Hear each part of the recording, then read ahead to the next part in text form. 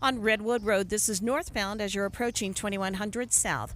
Right now, for the rest of today, Zero Res is opening up their $25 special. Schedule your carpet cleaning today, and you'll pay just $25 per room. Only with Zero Res Carpet Cleaning. Call for details or schedule online at zerores.com. Ricky Meese in the KSL Traffic Center. KSL weather, just beautiful September weather going into next week. Highs will be in the mid to upper 80s with lots of sunshine.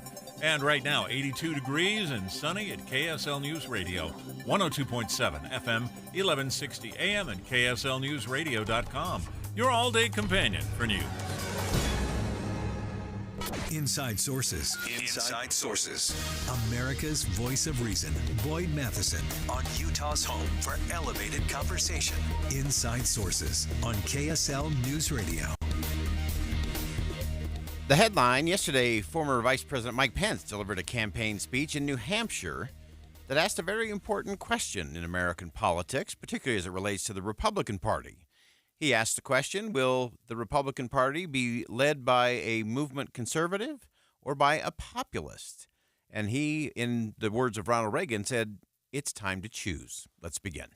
Think you know the news of the day? Think again with Boyd Matheson on KSL News Radio. Well, yesterday, the former vice president did speak in New Hampshire at St. Anselm College there in New Hampshire. A very powerful speech by the former vice president. He laid out a dividing line in the Republican Party between Reaganite conservatives, himself being in that camp, versus the populist message of former President Trump and others. And this is an interesting speech. He did channel his inner Ronald Reagan and his outer Ronald Reagan, as he regularly invoked the former president and talking about this idea of a time for choosing. And as he laid that out, let's pick it up with the question that the former vice president laid out that should be the quintessential question of the campaign. The question of the hour, then, is not just who, but what will we offer the American people a year from this November? And I believe that choice will determine the fate of our party and the course of our nation for years to come. So today I ask my fellow Republicans this: will we be the party of conservatism, or will we follow the siren song of populism unmoored to conservative principles? The future of this movement and this party belongs to one or the other, not both. That's because the fundamental divide between these two factions is unbridgeable. That's a very interesting statement by the former vice president, saying that it is unbridgeable, the gap, the chasm between conservatism and populism. He continued on down that path in describing what he thought that was, what he thought that meant, this siren song of populism, this grievance mentality that seems to be pervasive in politics, not just in the political right, but on the political left as well.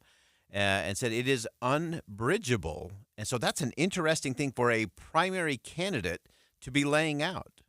Because what the former vice president is really saying is it's not who leads us, it's what leads us that should be the ultimate question. So former Vice President Pence attacked this new populist movement in the party, and he said it's being driven by this whole idea of personal grievance and performative outrage, this performative politics. Now, populist movements have long been a part of the fabric of American politics. They've most often been led by Democrats like William Jennings Bryan, Huey Long, and other leftists who share the party's progressivism. But today, a populist movement is rising in the Republican Party.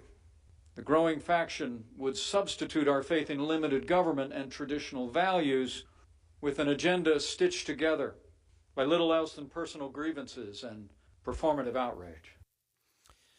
So again, I think this is such an interesting space for the former vice president to go down. He went on to compare the policy agenda of Donald Trump and the administration and others in the party as really just sort of an echo, an angry echo of the progressive agenda that many of them so vocally oppose. The truth is, Donald Trump, along with his imitators, often sound like an echo of the progressives they seek to replace. For instance, they argue that we can only end our crises at home by abandoning our allies abroad. Like progressives, Republican populists insist government should dictate how private businesses operate. And maybe worst of all, Republican populists deny the coming debt crisis facing our children and grandchildren. The truth is, these policies, at home and abroad, are not conservatism. It's republicanism that prioritizes power over principle. So this is a fascinating space. He's really talking about, are we going to be focused on the idea of power or the power of ideas? Talking about the fact that many on the Republican side of the aisle have talked about limited government. They've raised the sirens and warning calls around debt and deficit spending until they had control. And then suddenly it was okay.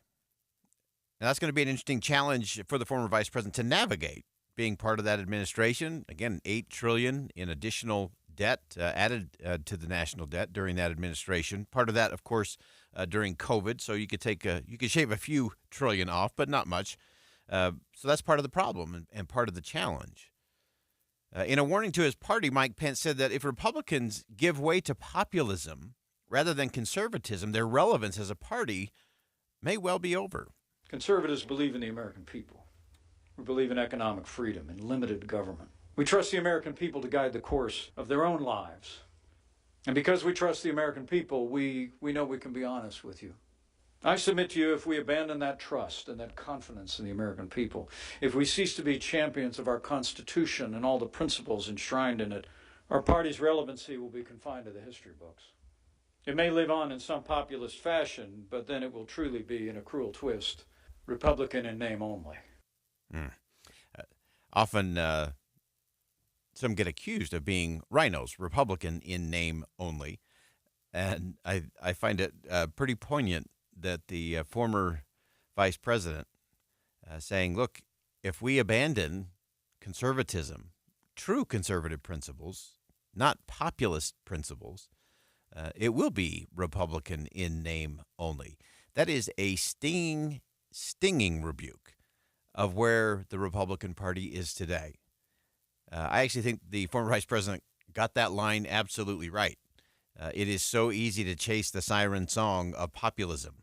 Anybody can start a populist uprising, grievance-led, but it doesn't lead anywhere. You have to have the policies and the discipline to execute on those. And so ending his speech, Mike Pence laid out the choice before the American people. He laid it out in the context of conservatism, like there was in the days of Ronald Reagan, or populism and decline as really being the ultimate choice that will be made in 2024. So with Labor Day behind us, campaign for the Republican nomination in full swing, we've come to a Republican time for choosing. Will we embrace the traditional conservative agenda that's led our party and our nation to victory and prosperity? Or will we choose to go down the path of populism and decline? Men and women of New Hampshire, I believe we stand at a crossroads, not only in the life of our nation, but in the life of the Republican Party. I believe we will remain the conservative party, but it falls to all of you in this first-in-the-nation state to see to it. That's former Vice President Mike Pence in New Hampshire at the New Hampshire Institute of Politics at St. Anselm College. And the president clearly laying it out.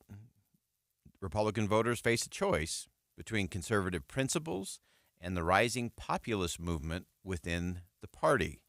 He used very sharp language against his former boss and former running mate, former President Donald Trump, and that wing of the party.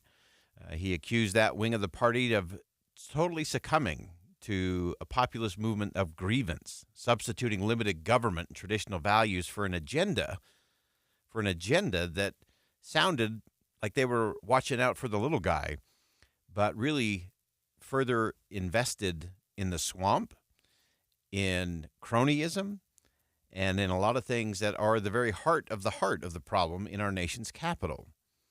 And so the former vice president, again, saying it is a time for choosing for the Republican Party and for the nation. Do we go on with this kind of grievance politics and performative politics, or do we make the right kind of choices that will lead the country to better days? It's an interesting way for the former vice president, just ahead of a debate coming up on the 27th that, ironically or not ironically, will be at the Ronald Reagan Presidential Library in California. It will be a time for choosing for those candidates, and in this significant speech, probably the most significant speech the former vice president has made to date in his run for the Republican nomination, he said it's time for conservatism, not populism.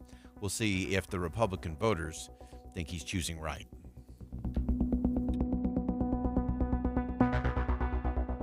Think again on Inside Sources with Boyd Matheson.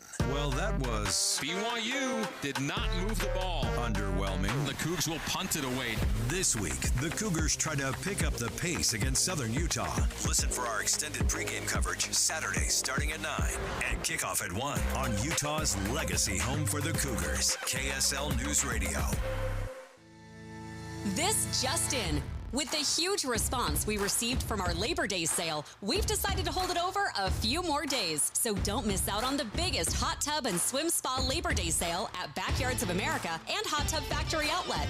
Save $6,000 MSRP on 10 of our select Sundance model hot tubs and save a whopping $8,000 MSRP on our swim spas too. Buy local and experience what a local in-house service technician can do for you. We make it easy for you to own a Sundance hot tub or swim spa. In Sandy at Backyards of America and in Draper at Hot Tub Factory Outlet. Don't buy from others until you see our pricing. Check out our biggest swim spa supercenter in the state with 8 in-stock models ready for delivery. Get $6,000 off our select Sundance model hot tubs and $8,000 off our swim spas. MSRP while supplies last. Because when they're gone, they're gone. Hot Tub Factory Outlet in Draper next to Cowabunga Bay and Backyards of America in Sandy. Here's a question. Do you wear dentures? At Grandpa's Dental, you can trade in your floppy dentures and get $2,000 towards an implant-supported solution. You know, they say the older you get, the more you need your teeth. Well, chewing your food isn't a luxury. And taking a bite out of a nice, juicy steak, well, it takes teeth. At Grandpa's Dental, they have over 10,000 restorations under their belt, and it's always affordable. When you walk into one of their 3 locations, you're family. Period. At Grandpa's Dental, they live their family legacy by building lasting relationships through state-of-the-art services. So if you want to stop the flop and actually eat foods you can chew, trade in your dentures at Grandpa's Dental for $2,000 toward your implant solution. Schedule your free consultation at grandpasdental.com today. That's grandpasdental.com. At Fisher Investments, we do things differently, and other money managers don't understand why. Because our way works great for us. But it may not work for your clients. That's why Fisher Investments is a fiduciary, obligated to put clients first. It's the highest standard for a financial advisor. So, what do you provide? Cookie-cutter portfolios like the rest of us?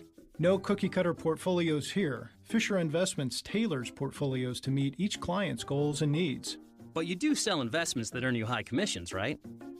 And make commissions when you make trades for your clients? No, Fisher Investments doesn't sell any commission investment products, and we never earn commissions on trades. So what's in it for you? Fisher Investments fees are structured so we do better when our clients do better. When it comes to helping clients achieve a comfortable retirement, we're clearly different. Visit FisherInvestments.com to find out why investors like you switch to us. Fisher Investments, clearly different money management. Investments in securities involve the risk of loss. Hi, this is Doug Wright, and there are good things in the air. You can feel it, you can see it, you can experience it. Football, the kids are back in school. It's beginning to cool off a little bit. Fall is in the air, and a great place to go this fall for the best meal you've ever had. It's Ruth's Chris Steakhouse. Now let's talk about going up to the mountains where the leaves are just beginning to turn. It's going to be gorgeous. And at Hotel Park City, there's a Ruth's Chris Steakhouse waiting for you. So many things are going on in the heart of downtown Salt Lake City, and there's a Ruth's Chris Steakhouse downtown for you as well at 275 South West Temple. That steak that you've been longing for, cooked to perfection, the perfect temperature, the side dishes, the desserts. They're at both locations of Ruth's Chris Steakhouse. So call and make your reservations now. When Dee and I ate there the other night, it was so delicious, so good. That first bite, you're going to love it at Ruth's Chris Steakhouse. Getting help with electrical repairs is easier than you think. All you have to do is call Any Hour Services or schedule an appointment at anyhourservices.com. No one helps more homeowners than Any Hour Services. Join KSL in the Movie Show this Friday from 9 to noon at the Layton NPS store at 1150 North Main Street in Layton, npsstore.com. With the 3 things you need to know this hour, I'm Dan Bomas. First, turns out people are actually using a state website to do background checks on private gun sales. Second, Utah's State Fair gets underway today. Third, President Biden is 80 years old. The majority of respondents in a new CNN poll say they're concerned about the president's age. Right now, 82 degrees and sunny in Salt Lake City. And back to Inside Sources on KSL News Radio. Get deeper insights on the news from Inside Sources. We're going to stay on the presidential politics side of things for a moment. We always talk about candidates kind of rise and fall. They have these interesting moments, often on a debate stage. And then the question is, can you take that moment, turn it into a movement, get some momentum rolling, and then can you sustain it? That's always the test. We've also been talking a little bit about the fact that some of the candidates are running a little more of a general election style campaign versus a primary election kind of campaign and what that actually means. Now, there's some new numbers out today that are very fascinating to me, a little under the radar in terms of what things are really happening. Of course, the hard news for President Joe Biden as he heads off to the G20 is his approval ratings continue to slide. He was down to 39% approval rating with just a little more than a year to go before Election Day 2024. 61% disapprove of the president's job performance, which is a significant number. That is no small thing, and that's a hurdle that the president's just going to have to climb.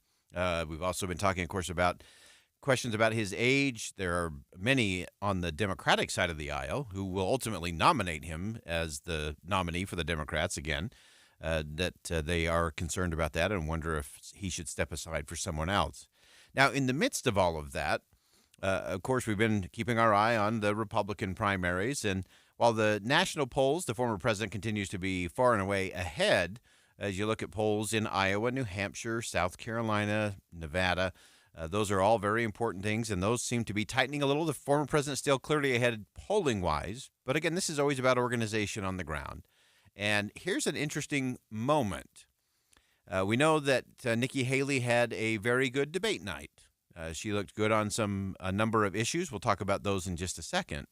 CNN did a poll released today that actually did head-to-head with President Biden and a variety of the Republican people running for the nomination. And running all of those numbers, CNN announced today that Nikki Haley is the only one of the Republicans who actually has a significant lead over President Biden in a head-to-head matchup. So, again, general election. So this would be looking forward to November of 2024. In that poll by CNN, Nikki Haley led President Biden 49% to 43%, so well outside the margin of error. All of the other potential GOP nominees, including former President Trump, were all basically in a dead heat or within a point or two either way. So neck-and-neck races, to be sure. Now, this doesn't surprise me a whole lot as we've been talking about it because Nikki Haley has been running a campaign that is very general election-centric. She's been talking about broader issues, things that the vast majority of Americans agree on. So then the question becomes, it's clear that Nikki Haley could beat the former president in a head-to-head, but in order to have the head-to-head, she actually has to win the nomination on the Republican side of the aisle. So that becomes a very interesting test. Can she navigate enough to win the GOP nomination so that she can have the chance to go head-to-head with the president in the fall of 2024? So let's talk about some of the things that seem to be ringing true in terms of some areas where she's doing well, and then figure out if she has a way to stitch this together. I think the one thing that Nikki Haley has failed to do is put this into a platform and a movement that she can invite the American people to come along for. So if you remember back to the last debate in Milwaukee, Nikki Haley did one of those things that we applaud on this show from the left and the right, and that is when you call out your friends. Nikki Haley called out Republicans for being part of the problem in driving up federal spending. The truth is that Biden didn't do this to us. Our Republicans did this to us, too. When they passed that $2.2 trillion COVID stimulus bill, they left us with 90 million people on Medicaid, 42 million people on food stamps. No one has told you how to fix it. I'll tell you how to fix it. They need to stop the spending. They need to stop the borrowing. They need to eliminate the earmarks that the Republicans brought back in. And they need to make sure they understand these are taxpayer dollars. It's not their dollars. So a very compelling general election message for sure from Nikki Haley in saying, look, this wasn't just the Biden administration causing these deficit spending and jacking up the national debt. Republicans did it too. So stopping the spending, stopping the borrowing. I love the fact that she called out earmarks, which were gone for a while, and then Republicans brought back. So that's part of how spending gets bigger and broader, and you get more people on board to bigger and broader spending bills. So I think that was a strong moment for her.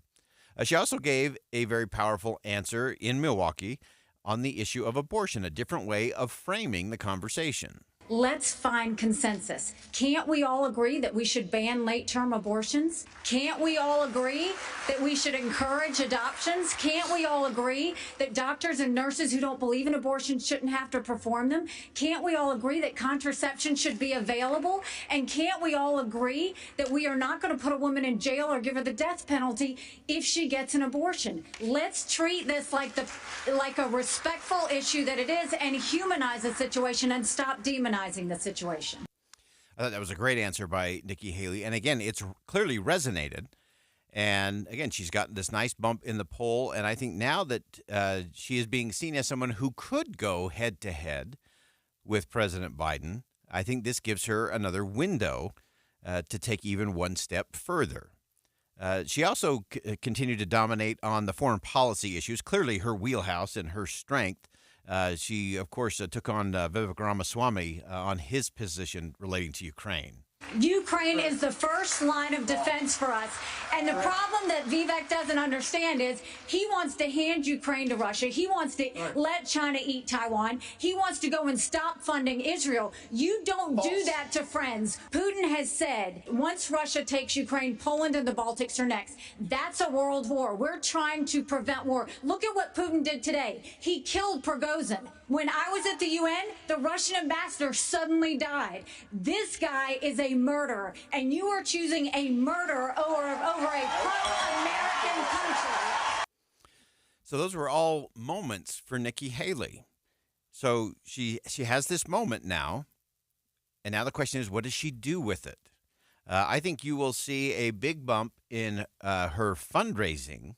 She struggled a little bit on the fundraising side, but I think a poll coming out like the poll today, independent poll, CNN poll, saying that of all the Republican candidates, she is the only one who has a significant lead over President Biden. Because the question, of course, for many Republicans is, well, who can actually win? It becomes the electability question. That's the biggest challenge for the former president of can he be electable? Given all of the legal challenges he's going to continue to deal with rolling into 2024, will he have enough? He can win a primary. There's no question about that. Can he win a general election against President Biden? That's the question. And many have been questioning whether any of the other candidates could do the same. This particular poll shows that Nikki Haley's broader general election style message does resonate with a good chunk of the American people, enough that she's got a good lead over President Biden.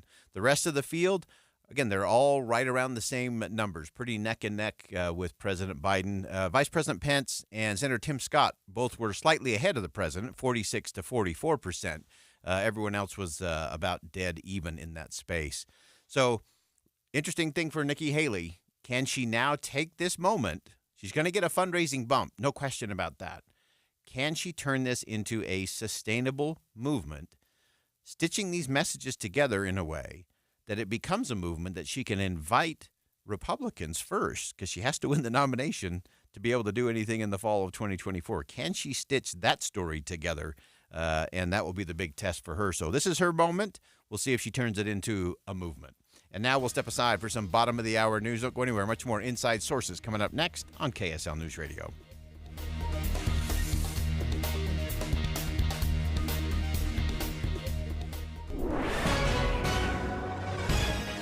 It's 1:30 at KSL News Radio. I'm Dan Bonas. KSL's top story this hour. Salt Lake County is cutting down more than 100 trees at the Wheeler Historic Farm along Little Cottonwood Creek.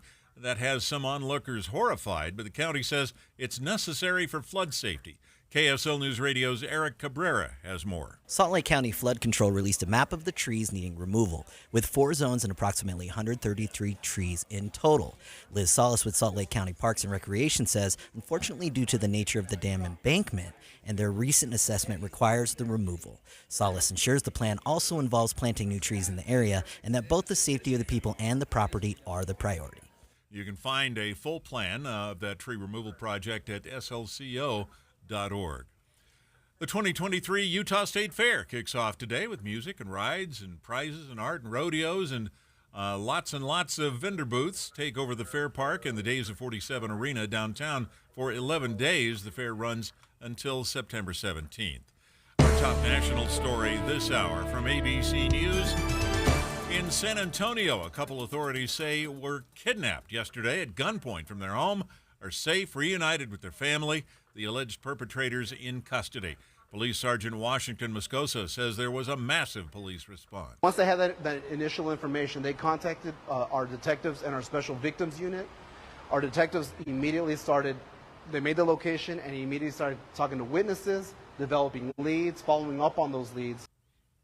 And your money at this moment, the Dow Jones average up 61 points on the day right now, while the NASDAQ has been down all day and right now down 116 points.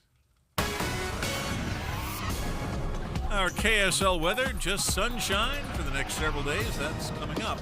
KSL News Time, 1:31. Early mornings can be hard enough, just getting yourself going. We try to make it a little easier with news and weather from comfortable, trusted anchors and reporters. Join us on Utah's Morning News between 5 and 9 on KSL News Radio. Attention smart homeowners. You don't have to fall for flashy promises and companies that don't even prove their work. At Your Service Pros uses third-party verification software called MeasureQuick to ensure your new HVAC system is installed correctly. This ultimate game changer in the HVAC industry lets you, the homeowner, have proof of how your system was installed. At Your Service Pros utilizes our Bluetooth tools to upload all of your system's information into MeasureQuick. We rely on data-driven insights to properly commission, optimize, and fine-tune your HVAC system for peak performance, improving your family's comfort, lowering your utility bills, and extending the life of your HVAC system. With rebates and tax credits available totaling more than $7,500 on a dual fuel heating and cooling system, it is now more important than ever that your HVAC system be installed correctly. So call us today at 801-YOUR-PRO. That's 801-YOUR-PRO. Have the peace of mind of saving up to 50% on your new system and knowing it's installed correctly by calling 801-YOUR-PRO. Well, today I had my regular check-in with my SOTA weight loss coach and nutritionist.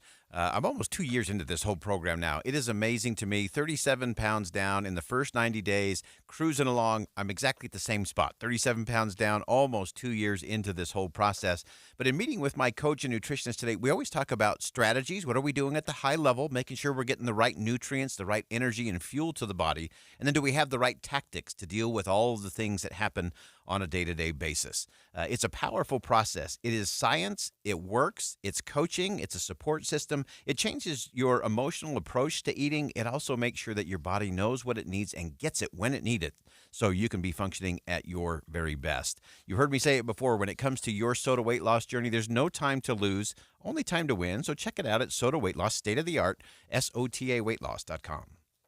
If you've had painful kidney stones, you know you don't want more. Moonstone Stone Stopper is a simple solution that works. Created and recommended by top kidney stone doctors, Stone Stopper is an alkali citrate formula scientifically proven to prevent crystallization. Stone Stopper's patented formula is gentle on the stomach and is available in easy-to-swallow capsules, gummies, and powder drinks that make hydration delicious. Stone Stopper is available at participating Walmart and Walgreens stores. Look for the red stop sign on the bottom shelf of the vitamin aisle. For more information or to find a store near you, go to stonestopper.com.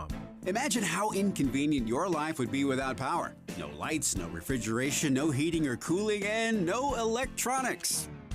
But with a Generac home standby generator, you'll have the power when you need it most. Generac generators automatically provide backup after sensing a power outage, so your life goes on uninterrupted. Schedule a free quote today with Genco Generators, your premier Generac service dealer in Utah. Call 801-295-0872 or online at gencogenerators.net. Traffic and weather together brought to you by Granite Credit Union's new Dividend Plus checking account. Here's Ricky Meese. It's a delay-free drive on the Valley freeways, but we do have a new accident. It's on the on-ramp at Center Street in Provo to southbound I-15, and it is to the left. Sprinkler system on autopilot. It's time to dial back outdoor watering.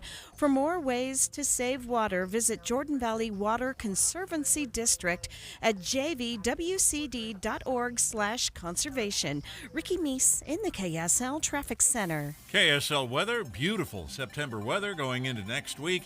Highs in the mid to upper 80s with lots of sunshine. 85 degrees and sunny right now at KSL News Radio, 102.7 FM, 1160 AM, and KSLNewsRadio.com. Your all-day companion for news. Inside Sources. Inside Sources. America's voice of reason. Boyd Matheson on Utah's home for elevated conversation. Inside Sources on KSL News Radio.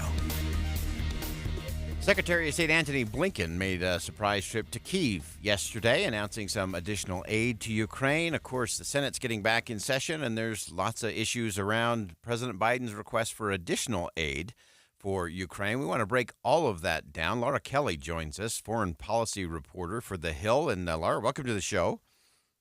Thank you so much for having me. All right, so let's dive into this. You had a great piece in The Hill today. Let's break it down for our listeners in terms of what did the Secretary of State announce, and give us some of the dynamics in the room as he was there in Ukraine. Sure. Apologies if I cut out. I'm coming to you from eastern Poland near the border with Ukraine. So not very far from the Secretary of State, but I definitely wasn't in the room. But Secretary of State Antony Blinken made an unannounced trip to Kyiv, and he met with Ukrainian President Volodymyr Zelensky and other high-level Ukrainian officials, and he had a delegation with him that included Acting Assistant Secretary of State Victoria Nuland, and he also brought along U.S. Ambassador to Ukraine, Bridget Brink. And Secretary of State Blinken announced this $1 billion in aid for Ukraine.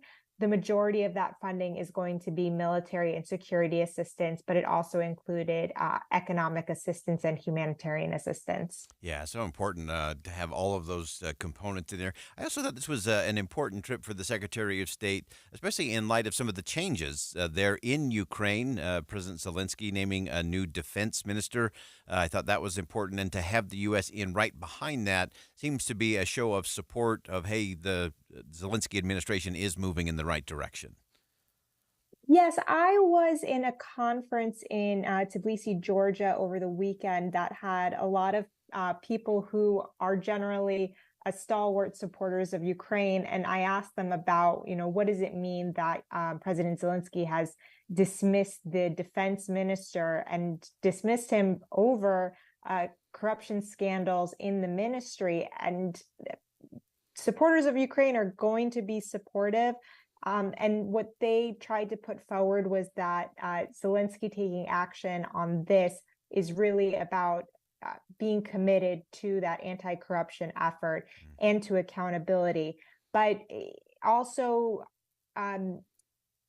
kind of rallying around the former defense minister as well, saying that he was not implicated in corruption, but he had to take responsibility for corrupt actors in his ministry. And there's reports that the former defense minister may get a diplomatic posting. So all in all, everyone is saying, yes, it's important to follow through on things that are bad, but we're all in this together. Yeah, fascinating. That's a really interesting look at that part of the puzzle. We know back here in the United States, with Congress reconvening after the August recess or in-state work period, we always have to correct that. Obviously, there's going to be a lot of battles around dollars and cents and spending over the next several weeks, including President Biden's ask there. Give us a sense of what you're hearing. What does that look like from where you are in Poland, and how are they seeing it as it plays out here in the U.S.? Sure. So over the past couple of weeks, I've had interviews with Polish officials, with officials from Baltic countries, Lithuania, Latvia, Estonia, and asked them how they're watching the chaos in Washington, the partisanship battles, and if they are concerned that those battles and that fighting is going to impact America's position as the leader in the support in giving support for Ukraine and really rallying all the allies together to keep up their high levels of support as well.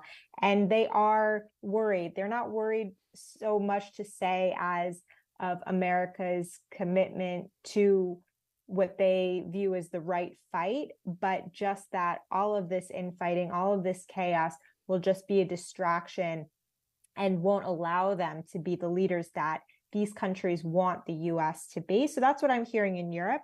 And then just a little behind the curtain, behind the scenes, as I'm sitting here in Eastern Poland, I was communicating with my colleague in Washington, and we were talking about, can you ask the lawmakers what they think is going to happen with this Ukraine supplemental? And Senator Schumer came out of a briefing today by National Security Advisor Jake Sullivan on the state of Russia's war in Ukraine. And Senator Schumer said that among the lawmakers in the room, senators, Republican and Democrats, there was unanimity in passing another supplemental of funding for Ukraine.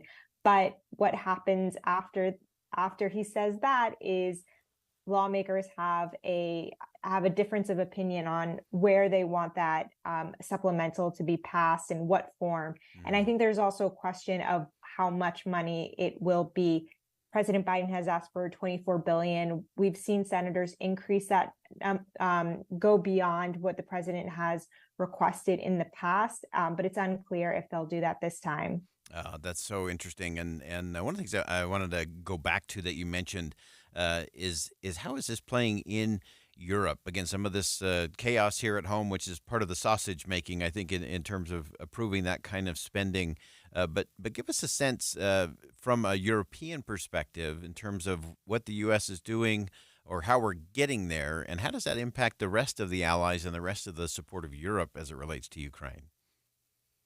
From what I've been hearing from people, they watch closely and they watch with concern this small but vocal minority of opponents of supporting Ukraine, whether it's in the Republican Party or sometimes it can come from the progressive wing of the Democratic Party.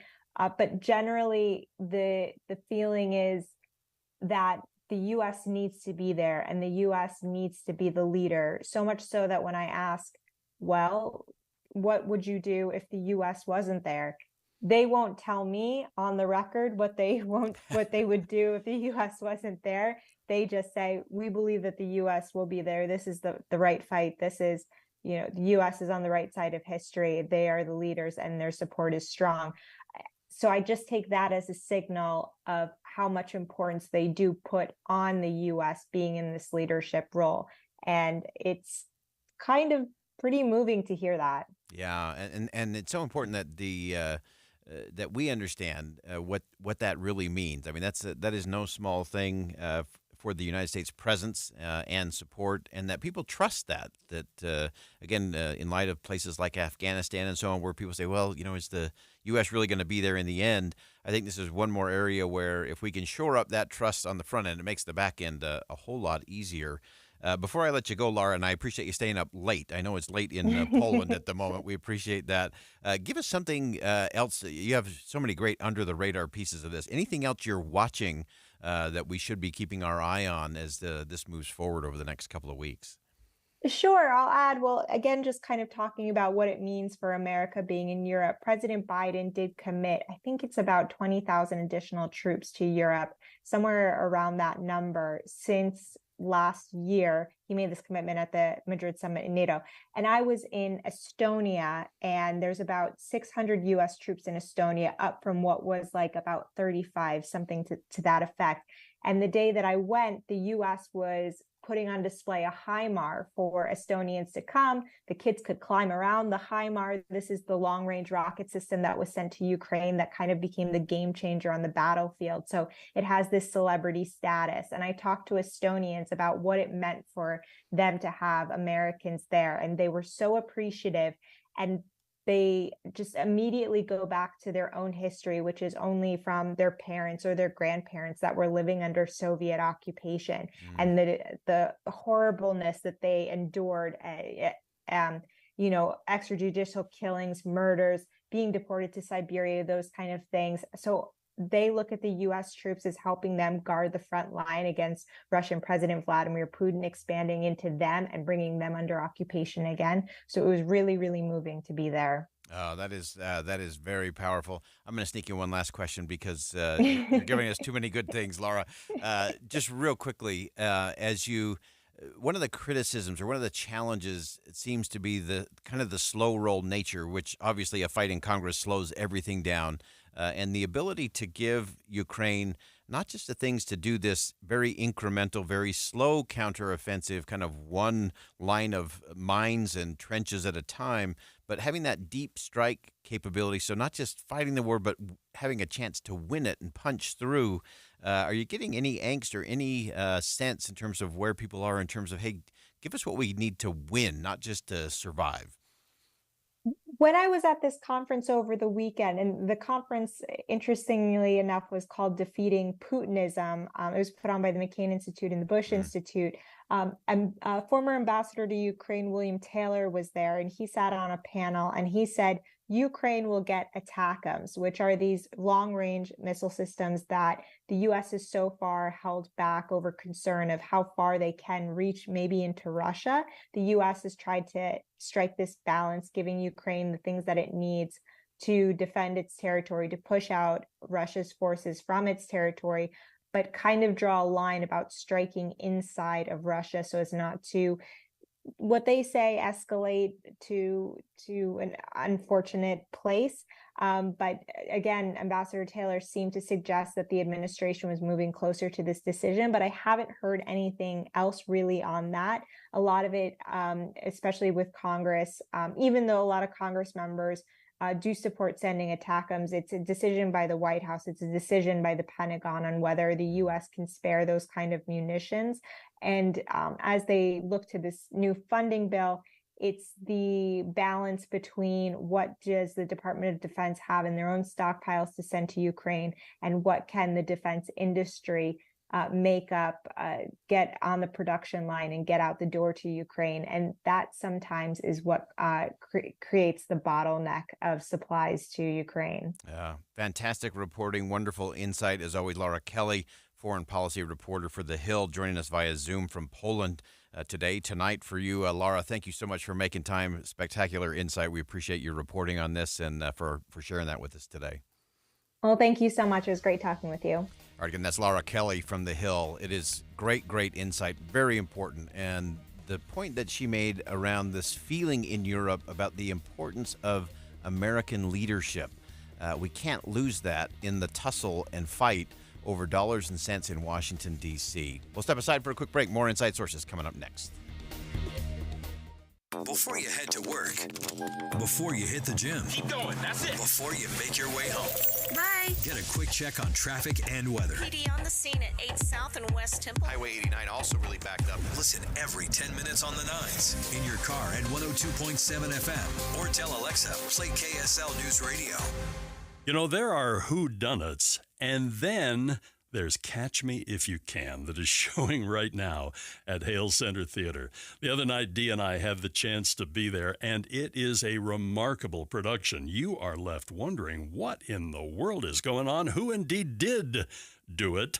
Don't miss Catch Me If You Can. It's showing right now at Hale Center Theater. And don't forget, in a couple of weeks, mid-September, it'll be Around the World in 80 Days. It's time to get your tickets for that production. And then also Elf is coming up in November.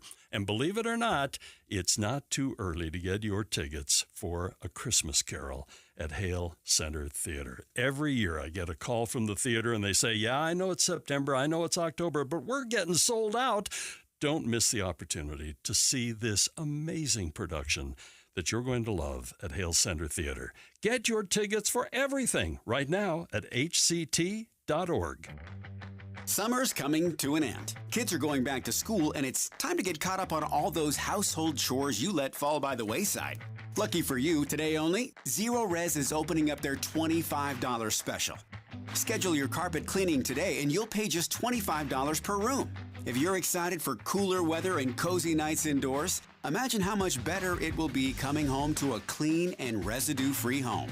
The Zero Res cleaning process has been proven to remove more dirt, dust, and allergens than the other guys. Plus, the no residue cleaning means your carpets will stay cleaner longer. That's value. Today only, schedule your Zero Res carpet cleaning and pay just $25 per room cleaned. 4-room minimum, but there are no maximums. Carpet cleaning for just $25 per room, only at Zero Res Carpet and Air Duct Cleaning. Schedule today and save some money while you're at it. Sale ends today. Nephi to Ogden, everyone can schedule online at zerores.com. Have you Googled yourself lately? Are there negative posts from an ex-employee or from a former client? Maybe an outdated news article or sensitive personal information about your family? Search engines don't always get it right. For right or wrong, it's your reputation on the line.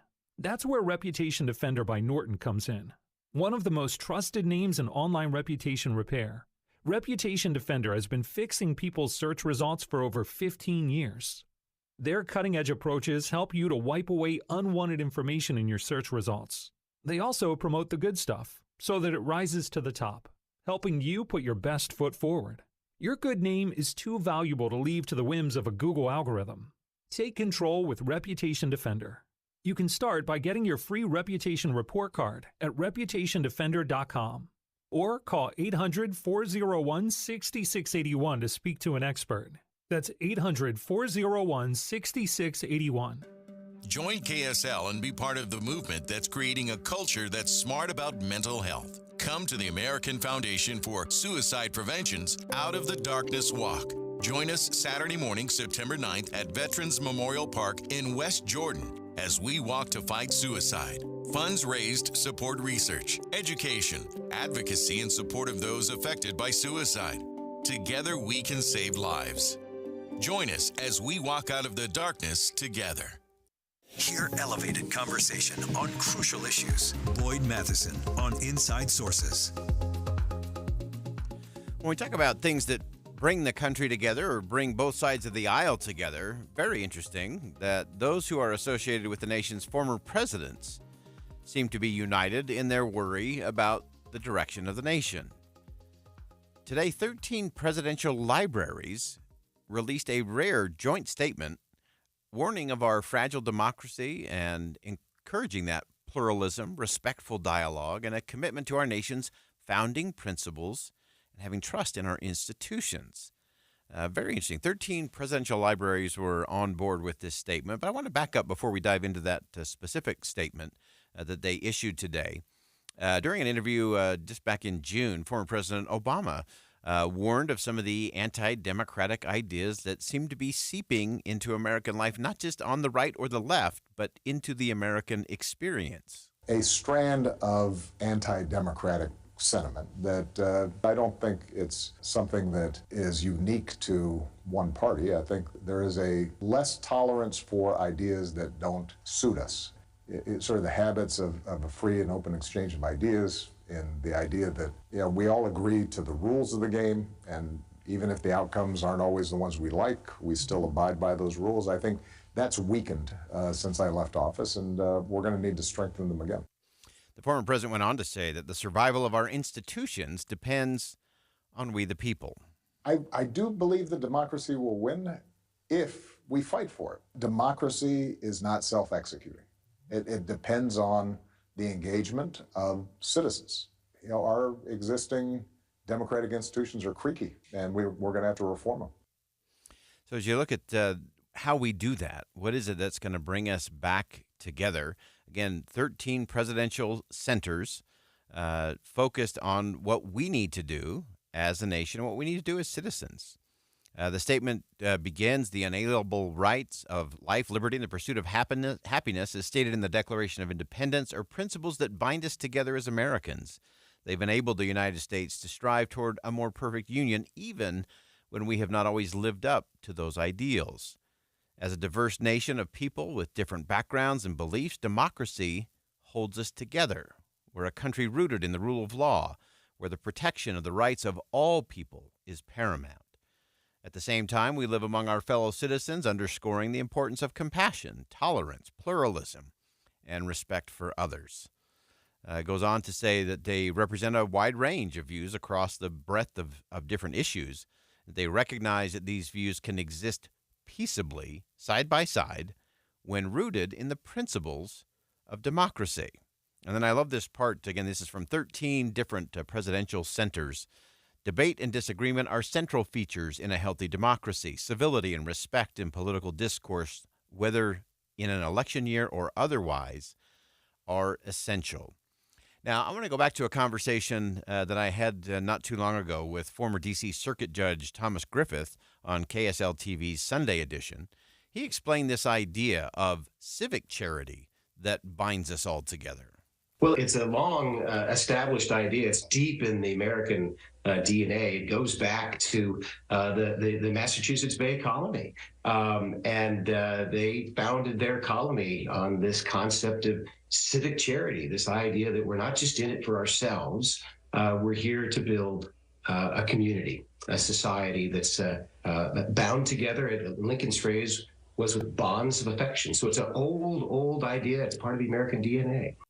It is part of our DNA, and I think the fact that you have 13 different presidential libraries, Democrat and Republican, that have all come together to say, look, we need to do this different, American citizens. I think they were talking to the parties as well. I think they were talking to the institutions to live up to the principles they profess to believe. So these were, again, a wide range from the Hoover Foundation, Roosevelt Institute, Truman Library, John F. Kennedy Library, LBJ, Richard Nixon, Gerald Ford, the Carter Center, Ronald Reagan Presidential Foundation, George and Barbara Bush Foundation, the Clinton Foundation, George W. Bush, and, of course, the Obama Foundation, all coming together to say, look, we have to do this different. And as a society and as a nation, we have to do this better. I want to go back to my conversation with Judge Griffith. Again, this was on KSL TV's Sunday edition. We talked about this idea of what it took at the beginning, at the founding, as we really focused on that this month during American Founders and Founding, along with Constitution Month here in the state of Utah. I asked him, what was it that made that miracle of Philadelphia really come together? When George Washington explained to the first Congress how the Constitution was created in the summer of 1787 in Philadelphia. So some have called it, rightly so, the miracle at Philadelphia. The fact that they were able to reach agreement was nothing short of miraculous. And yet Washington explained how that miracle occurred. He said, this Constitution is the product of the spirit of amity, mutual deference, and concession, which the peculiarity of our political circumstances rendered indispensable. So Washington said this wasn't a miracle like the parting of the Red Sea. It was a miracle in the sense that people cared about one another. They had the spirit of amity, that means friendship, mutual deference, they deferred to one another, and concession. There were some things that they were willing to give up for the sake of unity. I can't think of anything more important in our conversations to go back to, again, I love how Washington described this, not as a miracle like the parting of the Red Sea or something dropping out of the sky. It was a miracle that you could bring this diverse group of people together, and that within that group, they had this spirit of amity, friendship, mutual deference. They were willing to defer to one another, learn from one another, not be so locked into their position, and concession, that they were willing to give up things to get to the integrity of compromise. Wasn't rolling over, wasn't selling out, wasn't being a squish. It was this concession. So amity, mutual deference, and concession. That's the secret sauce that brought us the Constitution that we celebrate this month. And I think that same spirit of amity, mutual deference, and concession is the key for how we move it all forward. The founders recognize it. Today, 13 presidential libraries agreed with it. Now it's up to all of us to actually live it. That wraps up hour number 1 of Inside Sources here on KSL News Radio. We'll step aside for some top-of-the-hour news, but don't go anywhere. Much more to come. Hour number 2 of Inside Sources coming up next. Stick around.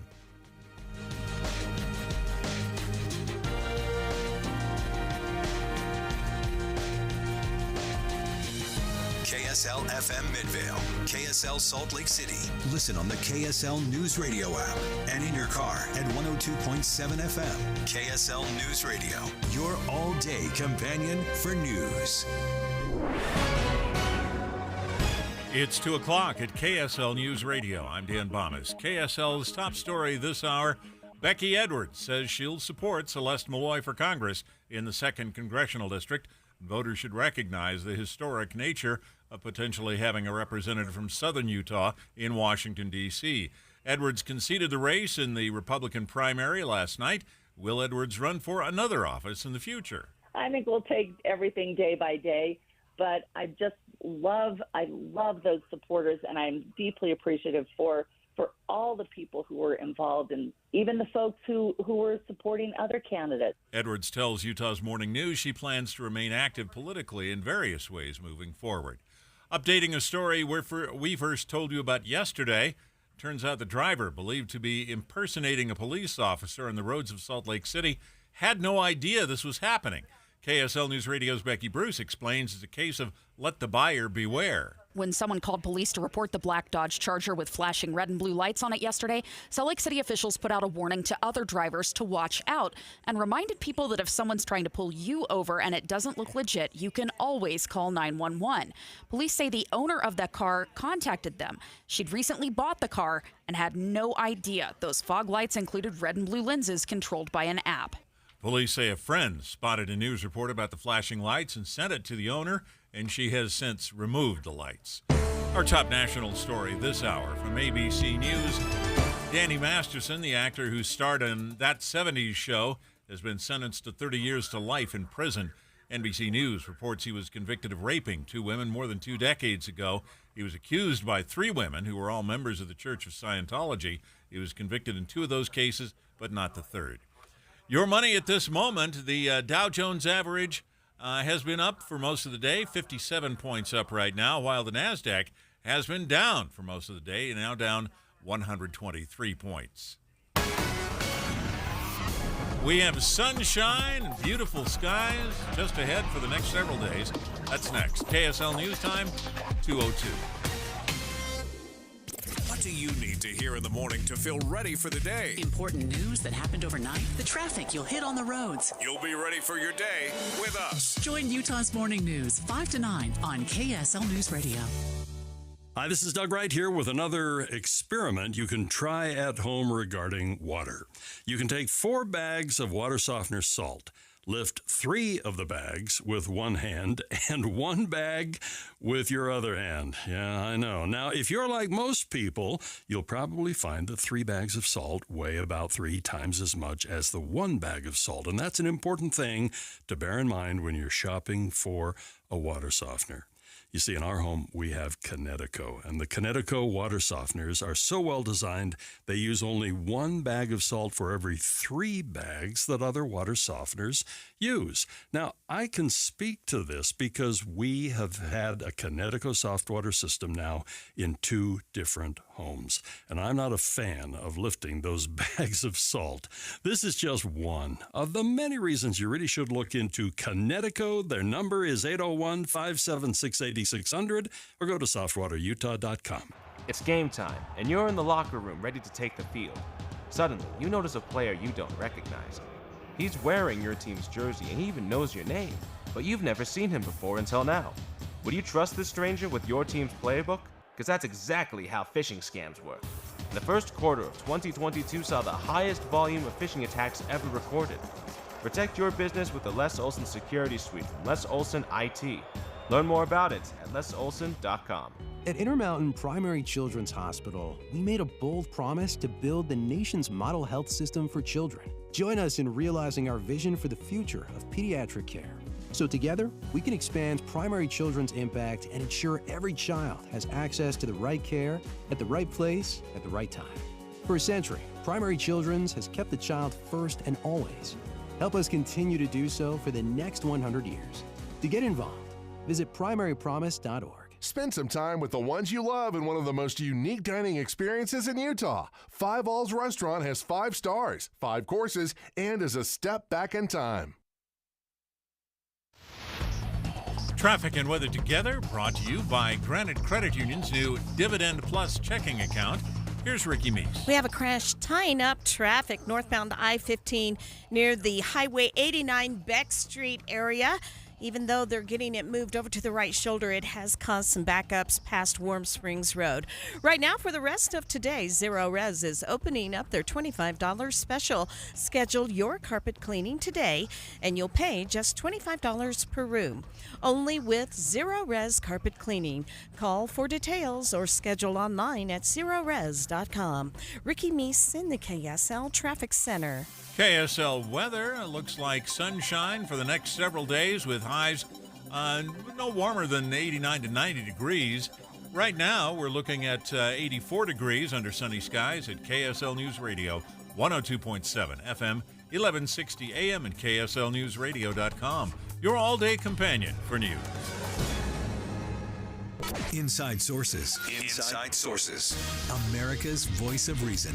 Boyd Matheson on Utah's home for elevated conversation. Inside Sources on KSL News Radio. The headlines are about a Russia-North Korea arms deal. What could that mean? What would it mean to have the North Korean leader Kim Jong-un and Vladimir Putin becoming tighter in an alliance? Let's get past the headlines of it all and look at what it actually means if the two authoritarian countries get closer together. Let's begin. Think you know the news of the day? Think again with Boyd Matheson on KSL News Radio. Well, later this month, North Korean leader Kim Jong-un may visit Vladimir Putin in Moscow to negotiate a potential arms deal with Russia, which continues to wage war in Ukraine. So we want to break all of this down. Really pleased to have joining us on the program Anthony Ruggiero, Senior Fellow at the Foundation for Defense of Democracies, leading their Nonproliferation and Biodefense program. Previously, he served as the National Security Council Director for North Korea. Anthony, welcome to the show. Thanks for having me. So help our listeners get some perspective in terms of kind of where we are, and then we'll kind of figure out what the path forward looks like.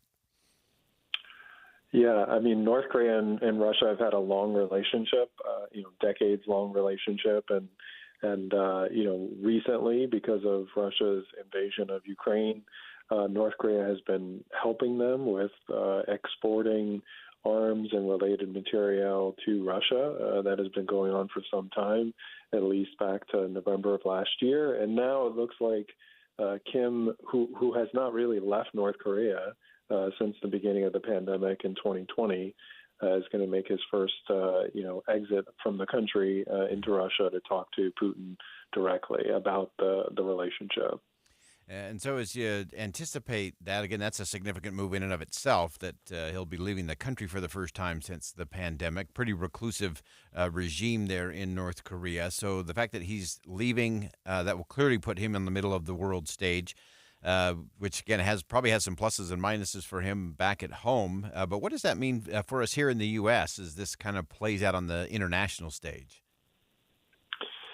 Right. The administration, Biden administration has been talking about how, this is, desperation on the part of Russia and North Korea. I'm not sure it's desperation. I think these are two countries that are very close, have historically been very close with each other. And, for Kim, it's a target of opportunity. What he wants from Russia is he wants continued evasion of sanctions, which allows North Korea and Kim to continue their nuclear weapons and missile programs, and probably wants, something in his back pocket in the future if he needs Putin's help. And Putin needs help with the Ukraine war. He needs these weapons in order to continue that. Yeah, and I know that Jake Sullivan told reporters today that they've continued to squeeze Russia's defense industrial base, and so now they're looking elsewhere for some of those sources. Give us some sense in terms of what is the capacity that North Korea has to really supply Russia, and what does that do to the dynamics on the ground as it relates to Ukraine?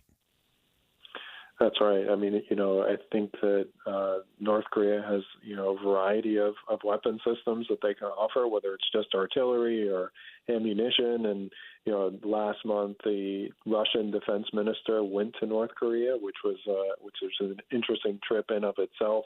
And as part of that, he watched the parade, but even more important, Kim escorted him around a defense expo. So basically showing off, here are the things you can buy from North Korea.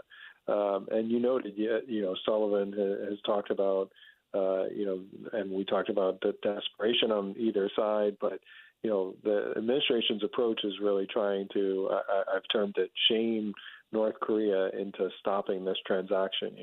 Sullivan said that North Korea would pay a price for this in the international community. To my mind, that's the wrong approach. Kim does not really care about what people think of what he's doing. The only real response, in my view, is pressure. Kim responds to pressure. If we can eliminate or reduce his revenue that's going in, then he won't have the luxury of really helping Russia. And then in the end, we'll be able to impact the war on the ground in Ukraine. Yeah, unpack that a little more for us in terms of the pressure. What are the other pressure points beyond just, as you said, just the threat that they will pay a price? What are some of those other pressure points that the U.S. could apply that might discourage Kim Jong-un? Right, and this is where our unfortunate failed North Korea policy comes into play. The fact that really since 2018 sanctions have atrophied, and we need to get back to that. For Kim, it's really about four strategic priorities: his nuclear weapons, his ballistic missiles, the North Korean elites, and the military. And he judges everything based on how that will help him. And so for right now, he feels pretty secure that he can get the revenue for all four of those, and then he can add on top of that helping out Putin. If the United States started to go after his revenue, particularly in China and Russia, and made him think again, oh, well, maybe I'm not going to be able to do my four priorities that are key to my survival, then he'll start to think about, well, maybe I do need to pull back from Putin. For Kim, it's not about, someone standing behind the White House podium, sort of trying to shame him into stopping this. That's really not going to work. It's really never worked with the North Korean leaders. Yeah, and it always seems that the primary goal is to make sure that they stay in power until they're no longer on the planet. And so describe for us a little bit, you mentioned, I think we tend to think about the nuclear program. We talk about the missiles program and the impact that has on the region. Talk to us about this area of the elites. What does that look like in North Korea? We know kind of what it means in terms of Russia, in terms of their elite group. What does it mean in North Korea?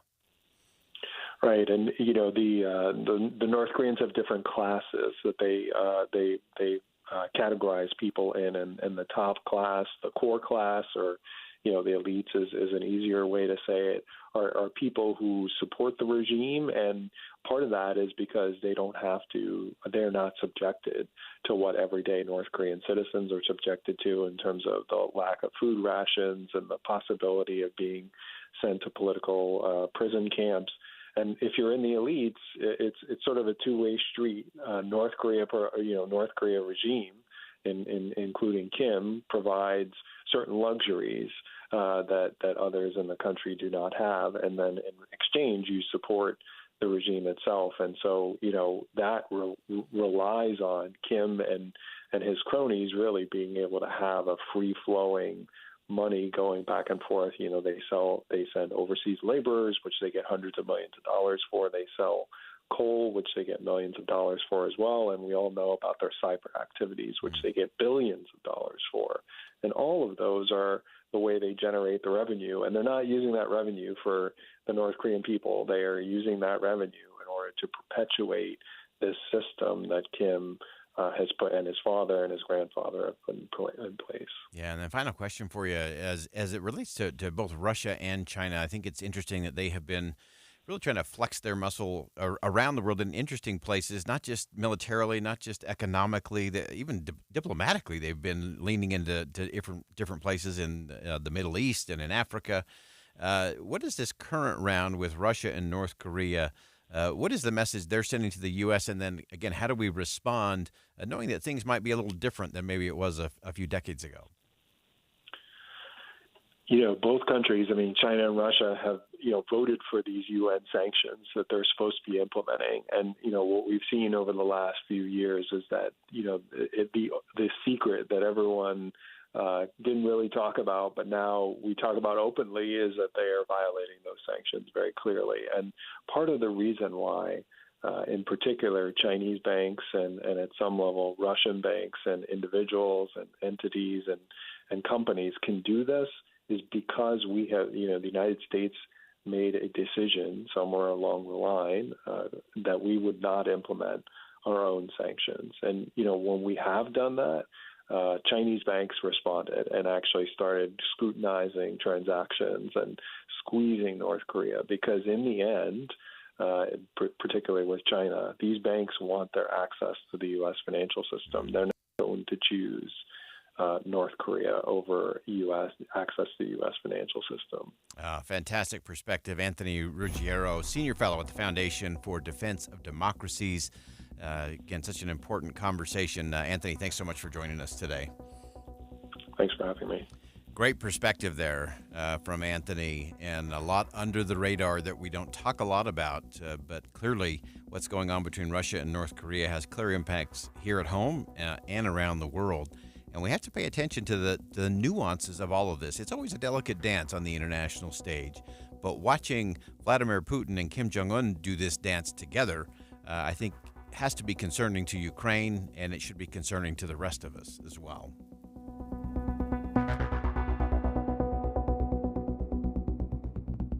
Think again on Inside Sources with Boyd Matheson. On the road, Getting to work or school, and on the drive home, your KSL co-pilots have your back. we'll let you know where the problems are. and how to get around them. Stay on time with traffic and weather together every 10 minutes on the 9s on KSL News Radio. I'm Ricky Meese. And I'm Andy Farnsworth. Your all-day companions on the road. If you're ready to go for the gold, it's time to check out Hercules Credit Union. With their gold tier checking status, all you have to do is qualify, open up a new account, and if you do that in the first 90 days, they'll deposit $200 into your account. It's an amazing thing. You get all the benefits of being a gold tier checking member: ultimate identity theft protection, travel benefits, cellular care coverage, health and wellness savings, Ticket Express, and a host of other benefits that come with being part of gold tier checking.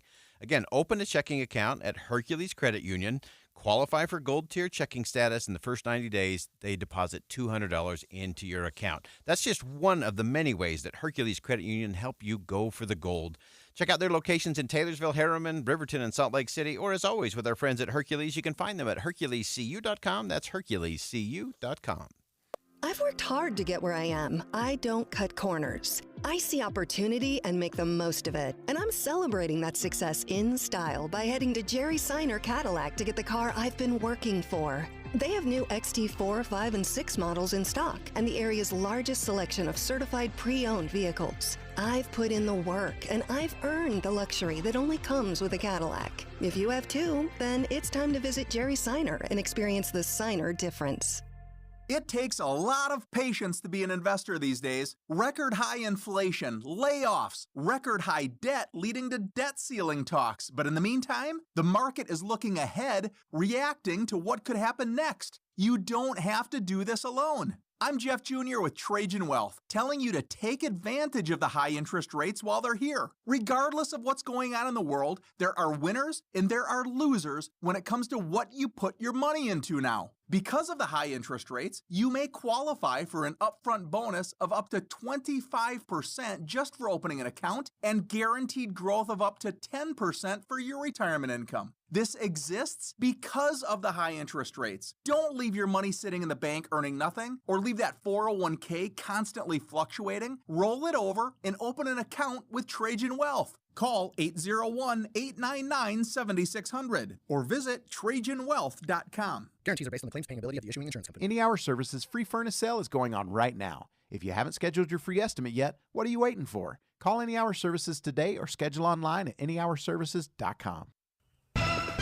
With the three things you need to know this hour, I'm Dan Bomas. First, Becky Edwards lost the Republican primary for Congress in Utah's 2nd District. Will she run now for another office? Second, a woman who bought a car with red and blue flashing lights didn't know she'd be suspected of impersonating a cop. And third, a TV star from that 70s show has been sentenced to prison for raping 2 women. Right now, 84 degrees and sunny in Salt Lake City. And back to Inside Sources on KSL News Radio. Boyd Matheson divides rage from reason on Inside Sources.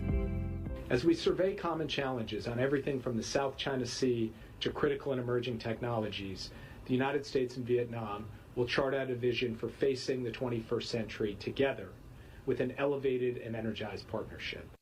That was National Security Advisor Jake Sullivan previewing President Biden's upcoming trip to Vietnam. The president, of course, will be in India for the G20 first and then in Vietnam. And we wanted to break all of that down and what does it mean in the context of China? And nobody better to do that with than Phelim Kine, D.C.-based China correspondent for Politico. And Phelim, welcome back to the show. Thank you for having me. Hi. Let's dig on in. You had a great piece talking about the strategic partnership deal with Vietnam, and what does that actually mean in terms of countering China? What does that look like? Well, I think this is all part and parcel of the Biden administration's Indo-Pacific strategy, which is essentially rallying allies and partners to essentially counter China's growing economic, diplomatic, and military influence in the Indo-Pacific region. And so that's what we've seen with the Biden administration signing a new strategic cooperation agreement with the ASEAN, all of the ASEAN states last year.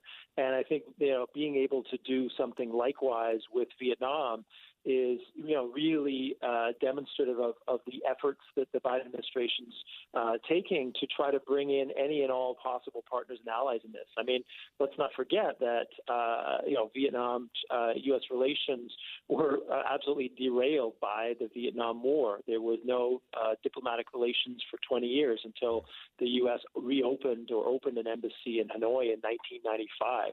So to a large extent, the U.S. is sort of trying to make up for lost time with its former enemy and doing quite nicely in terms of being able to get to this point where they have a strategic partnership agreement that to a certain extent almost matches what Vietnam already has with both longtime allies, Russia and China.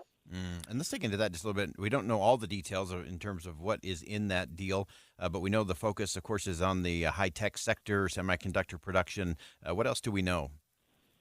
I think it's really important to stress what this isn't, and this isn't really a sign that that Vietnam is moving closer in alignment with the U.S. I mean, I really think what we're seeing is Vietnam giving a master class in strategic diplomacy and being able to build a more robust relationship, particularly in the economic realm with the U.S., while maintaining this very difficult but important relationship with China, this giant neighbor, and with Russia. And so essentially what Hanoi is looking for is high technology assistance cooperation in the realms of semiconductor manufacturing, artificial intelligence, and even electrical vehicles. So they're looking for a way for the U.S. to help to pump prime their manufacturing prowess so that they're on track with where the 21st century manufacturing is going. Yeah, I love the way you frame that as a master class. I don't know that anybody, if you would have asked them that 6 months ago, is it Vietnam that's going to give us the master class in diplomacy? But dig into that a little bit for us in terms of how do they balance that in terms of obviously the very big neighbor and someone that's been a longtime partner for them. How do they balance this increasing connection with the U.S. without totally upsetting the apple cart in terms of their relationship with China? Well, the short answer is they do it very delicately. But I think, I think what we see is it's baby steps.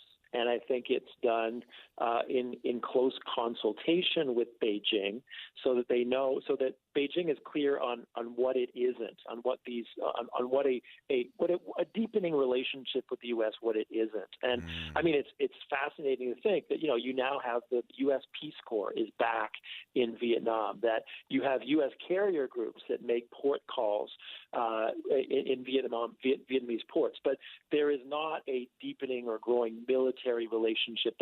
Vietnam does nothing that will make the large and much more heavily armed and greater populated neighbor particularly nervous or upset. So it's a delicate dance, but they do it. Yeah. One of the things you pointed out in your piece that caught my attention was the challenge that the Biden administration will have on kind of this value-based foreign policy and the still very, repressive authoritarian style regime in Vietnam. How are again, another delicate dance, to be sure. Yeah, I mean, this is it, and you can bet that as the meeting, as Biden's trip draws closer, you're going to have very sharp criticism from human rights organizations who will rightly decry the fact that Vietnam has an atrocious human rights record, one that's been getting worse in terms of repression, repression of religious freedoms, freedom of association, freedom of expression. This is a regime that it's an authoritarian one-party state, very similar to that of its neighbor China. And so, the U.S. And Jake Sullivan and I think Biden will be stressing the idea of economic partnerships, the idea of alignment in terms of the rules-based international order, in terms of how the South China Sea and shipping works, and basically, awkward silence in terms of the bigger and to a certain extent more important human rights issues. So it's awkward for the Biden administration, given its values, its statement of having a values-based foreign policy. It's not happening here. Yeah, that's going to be very interesting to see how that plays out when they're actually there on the ground. That will be a real interesting test to see what the president says, what he doesn't say, and how that all plays out will be really interesting. I also wanted to ask you, Phelim, Vice President Harris, of course, is heading to the Southeast Asian Nations Summit, and this is one where, again, President Biden's going to take a little heat for being absent, not present, in this one. How do you see that one playing? Yeah, I mean, I've spoken to a lot of old, ASEAN State Department hands, and to a man, woman, they say this is a really bad idea that Biden isn't going to the U.S. ASEAN Summit and the East Asian Summit, which is attached to it in Jakarta. It's already started, and it's because it looks like Biden is sort of backtracking on this promise of a new era in U.S.-ASEAN relations, which he promised at an U.S.-ASEAN summit last year. And you have to remember that ASEAN memories of the Obama era 2011 quote-unquote Asian pivot, that was very short-lived. The Middle Eastern wars drew the Obama administration away from Asia. So they're very sensitive to this idea that the U.S. has a short attention span, that ASEAN is sort of taken for granted, and that they send the second string, which is rather than the president himself. I spoke to a former Thai foreign minister who basically said this, having Vice President Harris go is kind of like a consolation prize, that they want the president, they need it. And every State Department official who has contact with ASEAN will tell you showing up is everything, and he's not. Yeah, especially in that region of the world, being there, that face-to-face connection is so important in so many of those countries, and it is one of those. It's almost in the head-scratcher department of could you not have coordinated? You're going to be in the neighborhood anyway, and it's a long neighborhood to get to. Why the president doesn't make a swing through there seems a little bit. Any insight in terms of why the president chose not to put these trips together? Well, I mean, National Security Advisor Jake Sullivan said, look, that nobody has done more in terms of the U.S.-ASEAN relationship than President Biden. That he was at these same summits last year, and basically what they're saying implicitly is the president can't be everywhere. And it's worth noting that Vice President Kamala Harris has also done several trips to the region. She is the vice president. She speaks for and represents the president. So they're not getting a junior staffer. They're getting the vice president of the United States. And I think in the end, I think it comes down to the president is of a certain age. Travel is tough. And if you string together 3 major engagements, it might be a little bit wearing on the man. And, the president can't be everywhere and do everything. Yeah, having done those trips, used to do those several times a year. It's taxing on a young man, and those are tough trips and tough to be there. Great perspective as always. One of our favorites as it relates to how we deal with China and this part of the world. Nobody better in the business. And Phelan, we're so grateful to have you on the show. And great writing as always, great reporting, and we look forward to having you back soon. My pleasure. Thank you, sir. Always great perspective there as we look at the China competition. We're going to come back a little closer to home. We're talking about some of the big-time donors that are keeping their wallets a little closed at the moment when it comes to Florida Governor Ron DeSantis. We'll break that all down with Alex Eisenstadt from Politico coming up next on Inside Sources on KSL News Radio. Stay with us.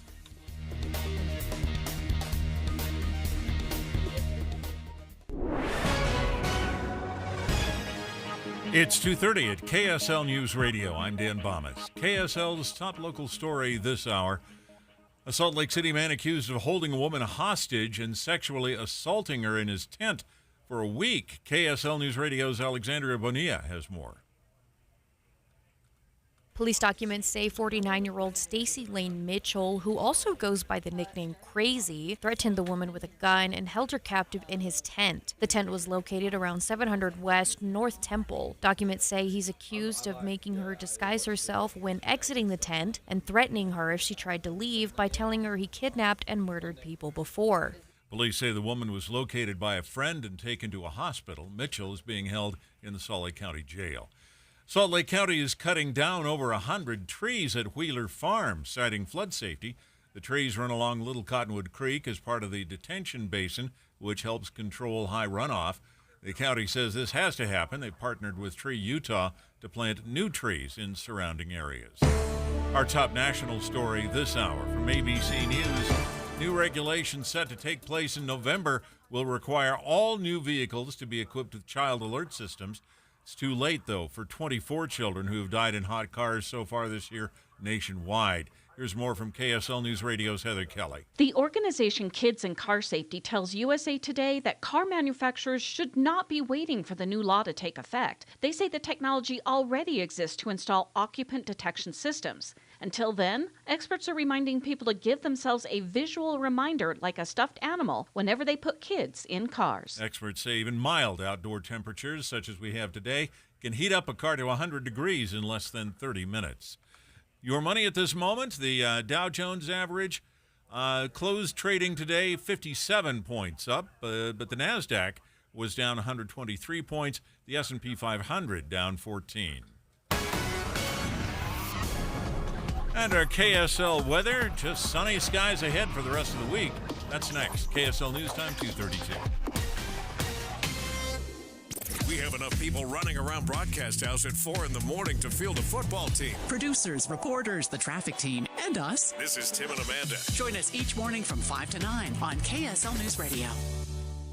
As the weather turns colder, this is when you need to get those new windows. So call Advanced Window Products. They'll replace your single-pane, rickety old windows with stylish, state-of-the-art double-pane windows with precision frames. You pick the style and color. They're custom-made right here in Salt Lake City. This company is so Utah. It's run by two guys who grew up here, Jake Weber and Utes defensive star Nate Orchard, the mayor of Sacktown with 7 NFL seasons under his belt. Great guys, great company building high-quality windows for 37 years. Unlike other companies, they build the windows, they install the windows, and they guarantee them for life. No middleman. There's Jake, Nate, and their team, and there's you. Saving on the highest quality windows. Right now, before winter, get $2,000 off 10 windows or more, and they offer 60 months, 0% financing. So call Advanced Window Products now. You could have stylish new windows in 8 weeks. 801-850-9100. 801-850-9100, or visit AdvancedWindowsUSA.com. Attention taxpayers, ready for some bad news? With $80 billion in new funding from Congress, the IRS has launched their most aggressive hiring campaign ever to ramp up enforcement. If you're ignoring your taxes, don't delay another minute because your paycheck, your bank account, even your home or business could already be at risk. Now, here's the good news. Optima Tax Relief, America's #1 tax relief firm, can get to work immediately, helping to protect you from the IRS. A+ rated by the Better Business Bureau, their tax attorneys and licensed professionals are experts at resolving tax problems. Let them help determine if you qualify for the Fresh Start Initiative or other powerful IRS tax assistance programs. Take control. Call Optima Tax Relief now for a free consultation. Call 800-343-6460. 800-343-6460. 800-343-6460. Optima Tax Relief. Some restrictions apply. For complete details, please visit OptimaTaxRelief.com. Imagine how inconvenient your life would be without power. No lights, no refrigeration, no heating or cooling, and no electronics. But with a Generac home standby generator, you'll have the power when you need it most. Generac generators automatically provide backup after sensing a power outage, so your life goes on uninterrupted. Schedule a free quote today with Genco Generators, your premier Generac service dealer in Utah. Call 801-295-0872 or online at gencogenerators.net. Traffic and weather together, brought to you by Granite Credit Union's new Dividend Plus checking account. Here's Ricky Meese. Well, something is definitely causing traffic to slow down, way down southbound I-15 after 7200 South. Delays are back to the South Interchange. We also have a crash southbound Legacy Parkway in Farmington, now over to the right. Do you want a heating and air company which uses third-party verification over their work? That's one of the highest rated on both Google and Yelp. Then call At Your Service Pros, 801-YOUR-PRO. Ricky Meese in the KSL Traffic Center. Our KSL weather, we've got sunny skies through Saturday at least, and temperatures in the mid to upper 80s. Right now we're at 88 degrees with sunshine at KSL News Radio, 102.7 FM, 1160 AM, and KSLNewsRadio.com, your all-day companion for news. Inside Sources. Inside Sources. America's voice of reason. Boyd Matheson. On Utah's home for elevated conversation. Inside Sources on KSL News Radio. Florida Governor Ron DeSantis began his campaign as someone with a little bit of juice and a possible alternative to former President Donald Trump. He had what many campaigns would die for. He had a lot of donations and a lot of campaign cash. Now, as we often say on this show, cash flow can cover a multitude of problems in a campaign, and some of those appear to be happening within the DeSantis campaign, which is now causing some of that cash to drive up. Really pleased to have joining us on the program today, Alex Eisenstadt. Alex is a reporter for Politico. Great pieces, as always. And Alex, welcome to the show. Hey, how are you? Doing great.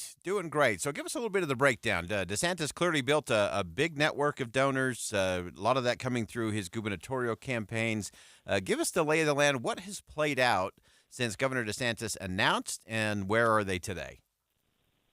Well, Governor DeSantis, when he announced, had a huge donor network, major donor network coming out of his 2022 reelection win. He was seen as the guy who could take down Donald Trump, who a lot of the elites and the big donors, a lot of them don't like Trump and they want him out. And DeSantis was seen as the vessel through which to unseat him, really, to displace him. But as the year has progressed and DeSantis has fallen in the polls, it increasingly looks like a lot of the big donors have lost their enthusiasm for him. And so we at Politico, we crunched the numbers and we took a look at the top 50 donors to DeSantis during 2022, and we found that a very small portion of them, fewer than 1/3, had actually donated to the super PAC that has been really charged with running his campaign. And it's significant in part because you have a lot of the major donors who gave millions of dollars to him in some cases, who have come out now in the last few months and said they're not interested in supporting him anymore. So it speaks volumes, in other words, about how he's kind of fallen to earth. Yeah, and so as you look at that, it is kind of a vicious cycle or a self-fulfilling prophecy in some ways. You may have that big campaign cash, which he had early on, clearly stumbled out of the gate, and has struggled since then. Has kind of been in a little bit of a free fall. And of course, the primary resources for any campaign are time and money. And when those start to dry up, you start running out of time. And so as you mentioned, a lot of those big donors from 2022 haven't been kicking in to the super PAC. And so where does that put the governor now? And is this a bump in the road in terms of the rise and fall and rise again of presidential campaign, or is this something more like free fall? What does that look like? Well, Governor DeSantis still has a lot of money in his account. He was able to preserve a lot of the money he raised in 2022, and that money now has been funneled over to the super PAC. And so the super PAC that DeSantis has is extraordinarily well funded still, even without this major donor support. And they have been charged with essentially running ads and get out the vote operations for the governor. But the reason it's significant in part is because it shows how a lot of donors are starting to look elsewhere. As you've seen DeSantis' numbers, sort of almost start to collapse. There's a poll out today showing Nikki Haley moving ahead of Ron DeSantis nationally. And so it used to be that Ron DeSantis was the clear number 2 alternative to Donald Trump. However, that's changed a little bit as the race has progressed. And, no longer is he a clear second choice for a lot of people in the party, a lot of voters. Yeah, one of the things that you mentioned in your piece, which I love, Jeff Rowe, who, of course, is kind of leading the strategy there for that super PAC, has been doing a number of presentations. That's always an interesting indication. The amount of time the leaders of the super PAC are spending making presentations, trying to convince donors, and I think some of his comments of, hey, we just need $50 million and it's in your pockets, and let's make that thing happen, is an interesting element in terms of where the DeSantis campaign really is, or maybe a little bit of panic starting to set in. Yeah, look, you don't go around pleading for $50 million and saying you need that if you're really confident with where you are financially. And who knows how much money is exactly being spent right now, but you could have a lot of money being put out the door by the DeSantis campaign. And so the DeSantis super PAC. And so, look, he's behind nationally in polls by about 40%, right? And it's going to take a long time to make up that ground on Donald Trump, who still has a huge amount of support in the party, right? Donald Trump still has a lock on a lot of voters in this party, even as he's facing a number of legal hurdles ahead, right? And so DeSantis is going to need a lot of money to overtake him. And now you have the reality that a lot of other candidates in the race are moving up on DeSantis and gaining momentum, gaining attention.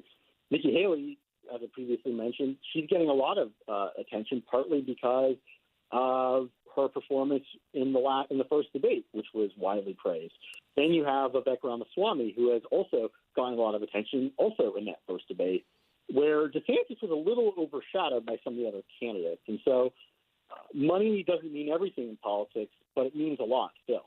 Yeah, definitely. And clearly Nikki Haley she had a moment for sure on the debate stage, several important messaging there. We know a CNN poll came out today and kind of the head-to-head with President Biden, and she was the only one that had a clear advantage.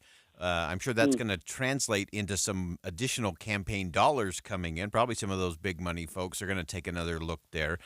Is this an opportunity for Nikki Haley to take a moment and actually turn it into some forward movement and some actual momentum? I think it's to be determined, right?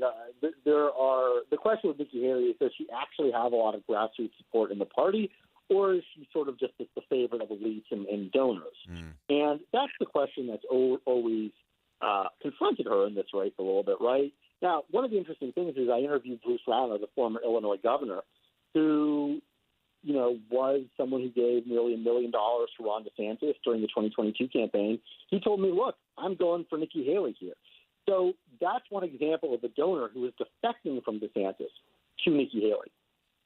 Yeah, and I think that's going to be the very interesting thing. And clearly, I think the challenge for Nikki Haley, I think you hit it right on, Alex, and that is She may be better suited for a general election, but in order to get to the general election, you actually have to win the primary. And I think that might be the harder part with the grassroots voters, as you said, in places like Iowa, New Hampshire, South Carolina. She should at least have partial home field advantage with Senator Tim Scott, so that'll be fascinating as well. Anything else under the radar that you're watching, Alex, as we kind of move past Labor Day in this presidential? Well, the next debate's coming up in a couple of weeks now, and by all indications, Donald Trump is not going to participate in that, so Trump will have missed the first couple of debates. And so, how do voters respond to that, right? Should he decide to skip that debate that's taking place in Simi Valley, California? Do voters start to say, look, we want to start giving some of these other candidates a chance? Do they start to punish him a little bit for skipping these debates? Now, for so far, that has not happened. Yeah. Trump, by all indications, did not lose any traction, if you look at polling numbers, from skipping that first debate. But if he repeatedly skips debates, it's going to be interesting to see what the reaction is to that. And then secondarily, going into this debate, does DeSantis is he able to gain a little bit of traction back? He's had a rough spring, he had a rough summer, but can he turn things around heading into the fall now?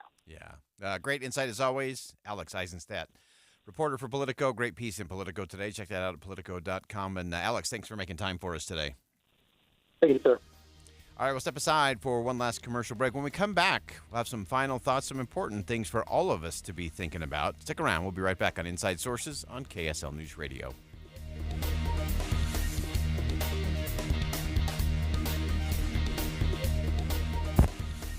Are you finally ready to lose weight for life? Imagine the new you and feeling good in your body without the discomfort and even pain from the excess weight. Get your consultation today at Revive Men's Health here in Salt Lake City to assess your health and discuss if their safe and effective weight loss treatment with semaglutide or tirzepatide are a good fit for you. They offer treatments for anyone who may need support in their weight loss goals or who may benefit from prescription weight loss support with pricing up to 60% less than the name brand medications. They also offer comprehensive DNA-based testing to help you understand your metabolism to make sustained weight loss, better performance, and fitness a reality. Join our satisfied patients who are maintaining substantial weight loss. Call Revive today and book your consultation. Men, women, and couples are all welcome at Revive. Call 801-263-7777. That's 801-263-7777. Or visit ReviveMen'sHealth.com. Hey guys, Alex and Scott for Alpine Home Medical, bringing wellness home for so long to so many people. And now they're bringing it also to the people in Tooele. Yes, a brand new store in Tooele. They're so excited to announce for Alpine Home Medical. If you go to alpinehomemedical.com, you can see all of the different variety of so many products that they can offer you for that in-home health experience. And Scott, we've been talking about this and singing their praises for years, and there's a reason we do it. Well, we do it because they really take great care of you. I mean, it can be intimidating. You don't know what to get. You don't know how it fits. And you walk in the store, and from the minute you walk in the store, they're going to take care of you. They're going to sit you down. They're going to go through all of the insurance, everything, how much going to cost you to get all of this taken care of. But then they're going to fit you right, whatever it might be. And once you've been fitted and everything works, then you go home, and guess what? They're going to take care of you after you get home as well. Lift chairs, CPAP supplies, whether or not you want to take care of that person who needs more safety in the bathroom, whatever it is, Alpine Home Medical is going to help you out. AlpineHomeMedical.com. Just say you heard it from Alex and Scott. AlpineHomeMedical.com. At Fisher Investments, our clients know we have their backs. How do your clients know that? Because Fisher Investments is a fiduciary, the highest standard for a financial advisor. It means we're there for our clients and always put their interests first. So wait. You do it because you have to? No, we do it because it's the right thing to do. Our clients trust us with their retirement savings, and we know how important that responsibility is. So we take the time to really get to know them. Get to know them how? We make sure we understand their unique goals, finances, health, family, and lifestyle, so we can tailor their portfolio to their specific needs. Our goal is to help them achieve a comfortable retirement. Sounds like a big responsibility. You must make big commissions then, right? No, we don't sell commission-based products. We have one single transparent fee that's structured so we do better when our clients do better. Visit FisherInvestments.com to find out why investors like you are switching to us. Fisher Investments, clearly different money management. Investing in securities involves the risk of loss. Summer's coming to an end. Kids are going back to school, and it's time to get caught up on all those household chores you let fall by the wayside. Lucky for you, today only, Zero Res is opening up their $25 special. Schedule your carpet cleaning today and you'll pay just $25 per room. If you're excited for cooler weather and cozy nights indoors, imagine how much better it will be coming home to a clean and residue-free home. The Zero Res cleaning process has been proven to remove more dirt, dust, and allergens than the other guys. Plus, the no residue cleaning means your carpets will stay cleaner longer. That's value. Today only, schedule your Zero Res carpet cleaning and pay just $25 per room cleaned. 4-room minimum, but there are no maximums. Carpet cleaning for just $25 per room. Only at Zero Res Carpet and Air Duct Cleaning. Schedule today and save some money while you're at it. Sale ends today. Nephi to Ogden, everyone can schedule online at zerores.com. Finding great candidates to hire can be like, well, trying to find a needle in a haystack, but not with ZipRecruiter. Its powerful technology actively finds and invites qualified candidates to apply to your job. So while other companies might deliver a lot of hay, ZipRecruiter finds you the needle in the haystack. See why 4 out of 5 employers who post a job on ZipRecruiter get a quality candidate within the first day. Try ZipRecruiter for free at ZipRecruiter.com/free. That's ZipRecruiter.com/free. All of us can make small changes that can make a big difference in our lives. I'm Maria Shileos, and I host a podcast called Let's Get Moving, where I have meaningful conversations with experts on fitness, mental health, nutrition, and more. If you want to see what we've covered so far and stay updated on our future episodes, then follow the podcast on Instagram and Facebook. And make sure to subscribe wherever you listen to your podcasts. Just look up Let's Get Moving with Maria. With the 3 things you need to know this hour, I'm Dan Bomas. First, Becky Edwards lost the Republican primary for Congress in Utah's 2nd District. Will she run now for another office? Second, a woman who bought a car with red and blue flashing lights didn't know she'd be suspected of impersonating a cop. And third, a TV star from that 70s show has been sentenced to prison for raping 2 women. Right now, 84 degrees and sunny in Salt Lake City. And back to Inside Sources on KSL News Radio. Hear elevated conversation on crucial issues. Boyd Matheson on Inside Sources.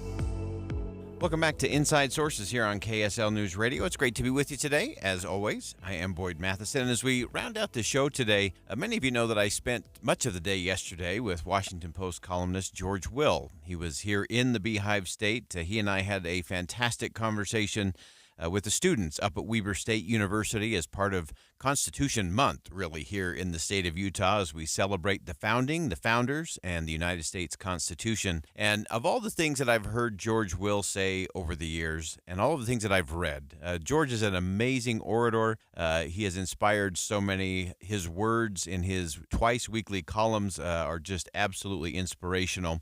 But I have to tell you, I saw a different side of George as Mr. Will and I were getting ready and preparing for the conversation we would have up at Weber State University. As we were sitting there chatting at dinner, his phone rang. And as you know, George Will is an avid baseball fan for many, many decades now. And of